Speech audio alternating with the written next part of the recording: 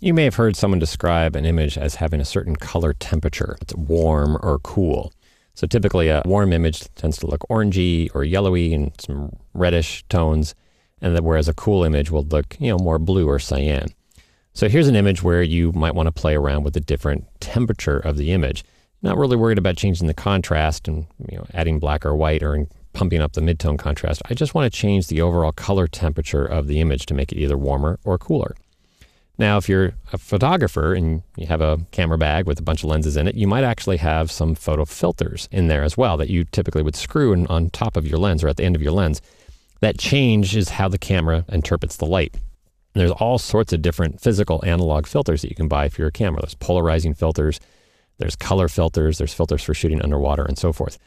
The cool part is that you actually have a full range of digital photo filters available to you in Photoshop to do basically the same sort of concept, but after you've already taken the shot. In the adjustments panel, you'll see there's a little adjustment here called Photo Filter. It's got a little camera on it with a little circle that makes it look like an actual lens filter there. I'm going to go ahead and click on that icon, and that brings up the Photo Filter adjustment for this particular image. It defaults always to the Warming Filter 85. But if I click on this list of filters, you can see there's quite a few filters that I can choose from.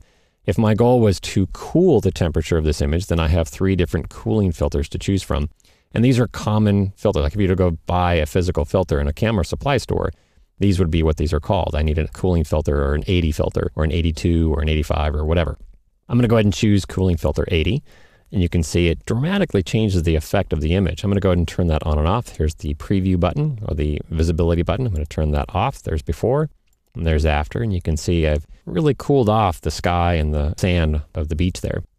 I can choose from 3 different coolings just to see which one gives me the result I'm looking for. It's completely subjective and up to you. And then to control how much of the photo filter effect is being applied, you have a density slider. So if I take that, the default value is 25%. If I want this to be dramatically cooler, then I can increase the density. That's probably not what I want on this particular image. And if I just want to dial it down a little bit, then density slider to the left. So you've got a lot of flexibility, even more flexibility than a physical filter that you would put in front of your camera. It kind of makes it pretty fun to just change color temperature, either stylistically to actually dramatically use it as a creative effect, or just to make subtle temperature changes. So if I want to go back to the warming filter, maybe I'll choose warming filter 81 and increase the density to make it really kind of have an orange cast to it. Completely up to you. You can change the quality and temperature of light that the image was shot with by using these photo filter adjustment layers.